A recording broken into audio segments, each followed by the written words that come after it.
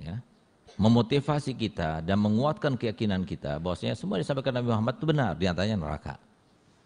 Nah, jadi harus hati-hati dengan neraka. Neraka itu ada 7 pintu kata Nabi Muhammad SAW. Sebagaimana yang menyebabkan kita masuk dalam neraka juga 7 pintu. Apa itu 7 pintu? 7 anggota maksudnya. Ada mata 1, ada mulut, ada tangan, ada kaki, ada perut, ada kemaluan. Itu adalah, dan ada pendengaran. Nah, ini 7 anggota inilah yang akan menjadikan kita itu masuk ke dalam neraka. Karena menggunakan 7 anggota ini. Walaupun ada neraka-neraka yang tidak masuk ke dalamnya kecuali orang kafir. Akan tapi kebanyakan umumnya orang yang masuk neraka dari kaum muslimin, kaum mukminin yang beriman kepada Allah Ta'ala, tapi meninggal dalam keadaan maksiat, yang menyebabkan mereka itu masuk dalam neraka itu karena 7 anggota itu. Oleh karenanya jadi kita harus menjaga sesuatu yang bisa menyebabkan kita masuk dalam neraka, maka hindari. Prosesnya bagaimana? Prosesnya disampaikan dan sebagainya sudah dijelaskan. Kita harus mati dulu. Setelah kita mati, maka kita akan melewati fitnah pertama. Apa itu? Fitnah alam kubur. Begitu kita masuk dalam alam kubur akan datang 2 malaikat. Namanya siapa? Raqib, Atid. Ada yang mengatakan 2 malaikat, ada yang mengatakan 1 malaikat. Sudah jelaskan semuanya, sudah lewat kita. Dia akan bertanya kepada kita tentang siapakah Tuhanmu, siapakah nabimu, apakah kitabmu, siapakah saudaramu. Kalau kita bisa menjawabnya, maka kita akan mendapatkan kenikmatan di alam kubur, dan semoga kita termasuk yang semacam itu. Tapi kalau kita tidak bisa menjawabnya, maka kita akan dipukulnya dengan palu. Palu itu besar sekali, sampai diangkat orang-orang yang ada di Mina pun tidak kuat kata Nabi Muhammad. Ketika haji itu, Mina itu kan banyak, ratusan ribu bahkan jutaan. Itu diangkat oleh orang-orang seperti itu, nggak bakal cukup. Nggak bakal kuat untuk mengangkatnya, itu nggak kuat itu.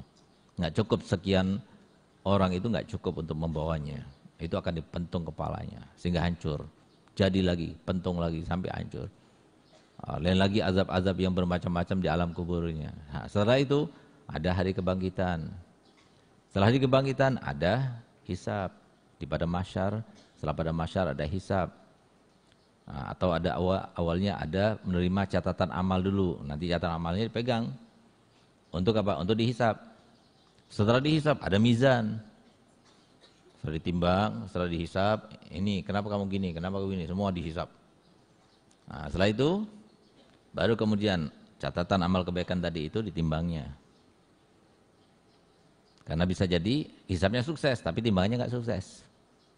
Bisa jadi hisabnya nggak sukses, tapi timbangannya sukses. Nah, yang menentukan timbangan nanti.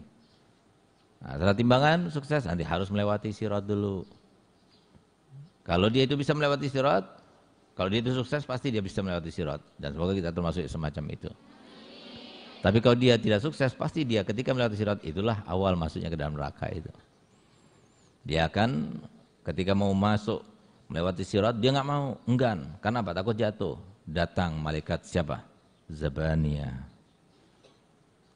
Nah, itu malaikat Zabaniyah itu dia akan memaksanya, tarik kita untuk harus naik dan melewati sirat. Kalau kita bisa mendapati sirat kita itu besar jalannya, sesuai dengan tubuh kita, maka kita akan selamat.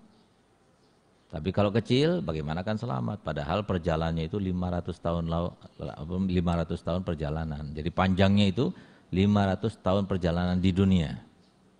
Kalau kita berjalan dari ujung dunia ke ujung dunia berikutnya, ya itu nggak sampai 10 tahun. Selesai sudah. Ini 500 tahun perjalanan. Bagaimana kita akan selamat kalau seumpama Allah tidak menginginkan kita selamat? Semoga kita termasuk diinginkan dengan selamat. Baru kemudian ada surga dan neraka. Ada lagi yang namanya telaganya Nabi Muhammad SAW, sudah juga kita dijelaskan. Nah, kita harus yakin itu semuanya, itu akan terjadi. Kita akan melaluinya semuanya. Dan semoga kita termasuk meminum daripada telaga Al-Kautsarnya. Nah, kalau sudah kita meminum daripada telaga Al-Kautsarnya, berarti itu indikatornya adalah kita akan menjadi ahli surga. Karena orang yang minum telaga Al-Kautsar berarti dia tidak akan haus selama-lamanya. Berarti dia akan masuk neraka. Gitu. Nah, caranya bagaimana? Cintai keluarga Nabi Muhammad. Cintai zuriyah Nabi Muhammad. Dekatlah kepada para ulama. Nah, ini diantara yang disampaikan Nabi Muhammad SAW. Gitu. Nah, karena keyakinan kita itu yang menjadikan sebab akhirnya kita itu termotivasi untuk melaksanakan ibadah demi ibadah atau menjauhi segala larangan demi larangan.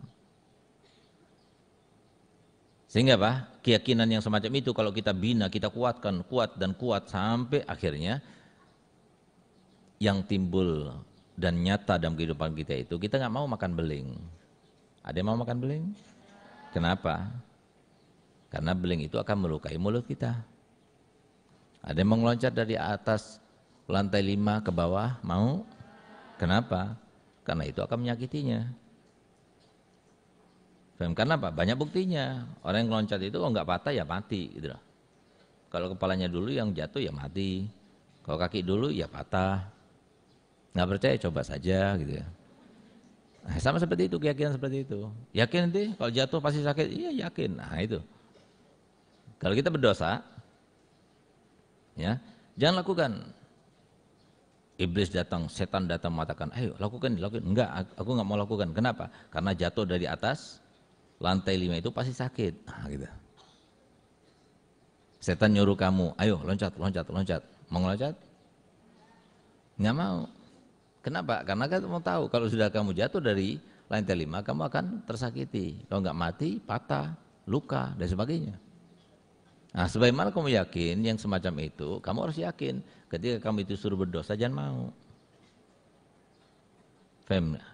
Ketika setan itu merayu kamu untuk berbuat sesuatu yang dilarang Allah, jangan mau. Karena kamu yakin bahwa setan enggak benar. Semua yang dibawa setan itu menuju kesengsaraan. Nah, itu yang harus kita tingkatkan keyakinan kita dengan kita mengingat kepada adanya surga dan adanya neraka.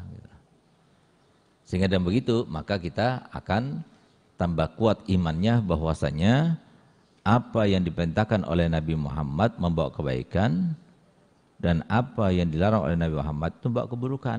Dampaknya seperti itu. Gitu. Nah, jadi itu yang harus kita kuatkan keyakinan kita. Bagaimana caranya? Pertama, banyak ibadah. Banyak ibadah itu akan menyebabkan kita dapat hidayah. Nah, kalau sudah dapat hidayah demi hidayah, maka yang terjadi adalah jazaul hasanah hasanatun ba'daha. Nah, di antara yang Allah akan balaskan kuat keimanannya. Sehingga orang yang banyak ibadahnya biasanya kuat keimanannya, kuat keyakinannya. Tapi yang kurang ibadahnya maka akan berkurang keyakinannya. Karena iman itu yakin, yakin itu adalah iman. Sama seperti keyakinan kita, kalau kita meloncat dari lantai 5 ke bawah pasti akan sakit itu. Bahkan bisa menyebabkan kematian. Nah, gitu. Sama dengan keyakinan kita bahwasanya tangan kita kalau diletakkan di atas api akan melepuh. Dan itu sangat menyakitkan. Nah, itu dengan api dunia seperti itu, apalagi dengan api akhirat. Yang dikatakan oleh Nabi SAW dalam hadisnya, api akhirat itu, api neraka itu 1000 tahun warnanya merah. 1000 tahun kemudian warnanya biru. Dan 1000 tahun berikutnya warnanya hitam, sampai sekarang hitam. Kita belum pernah melihat yang hitam. Baru kita melihat yang merah. Belum pernah kita melihat yang biru. Apalagi yang hitam. Yang merah saja begitu menyakitkannya, apalagi sampai yang biru, apalagi lebih dari itu, yaitu yang hitam. Nah, jadi kita harus yakin. Karena apa? Karena itu di dalam ranahnya Allah dan Allah yang menyampaikannya. Nah, kita diciptakannya dan kita dikasih memori itu terbatas dengan apa yang kita ketahui. Yang kita tidak ketahui kita tidak bisa menjangkaunya. Nah, oleh karena itu, maka kalau dikatakan api itu awalnya merah, kemudian biru, kemudian hitam, itu dibuktikan, diteliti, nanti akan seperti itu nyatanya. Pernah Nabi kita Muhammad SAW mendengarkan suara ya, yang sangat keras menggelegar. Sehingga sahabat Nabi bertanya-tanya, ada apa? Kata Nabi Muhammad, itu adalah batu yang baru jatuh ke dalam dasar neraka jahanam setelah jatuh semenjak 1000 tahun yang lalu. Artinya apa? Dalam sekali. 1000 tahun yang lalu baru sekarang kedengaran suaranya sampai ke dasar. Bagaimana kita akan keluar? Jadi jangan beranggapan kita bisa lari, kita bisa kongsi sama malaikat, atau kita itu bisa negosiasi dengan malaikat, bisa mengeluarkan kita. Negosiasi dengan apa? Nah, tempatnya itu jauh sekali di bawah sana. Gitu. Nah, itu yang terjadi nanti di akhirat. Oleh karena itu, itulah yang menjadi sebab kita lebih semangat. Sama seperti kalau seumpama kita mau kurus, badan kita gemuk, gimana caranya? Harus tingkatkan harapan, motivasi kita. Orang yang kurus itu enak, badannya ideal, disenangi orang dan sebagainya. Sehingga apa? Supaya kita lebih semangat, kita taruh gambar perempuan yang ideal bentuknya. Sehingga kalau dia lihat badannya gemuk kayak begitu, lihat yang di atas ideal begitu, jadi tersemangat. Gitu. Walaupun setelah sekian tahun dia itu berolahraga, nggak jadi seperti yang di atas juga. Gitu. Nah, karena apa? Ada harapan. Itu yang motivasi kita. Nah, begitu pula kalian, dengan adanya surga dan neraka, dan kita meyakininya, maka akan tergerak untuk kita itu lebih rajin beribadah. Kita mohon pada Allah Ta'ala, semoga kita semuanya termasuk yang diberikan hidayah oleh Allah Ta'ala, sehingga hidayah itu pula yang menjadikan kita yakin bahwasanya surga dan neraka ada dan memang ada, sesuai dengan firman Allah Ta'ala dan hadis Nabi SAW, sehingga menjadi sebab kita itu lebih rajin untuk beribadah, lebih takut untuk berdosa. Ala hadini yaqinatin salihah wa la man wasafna salih. Al-Fatihah.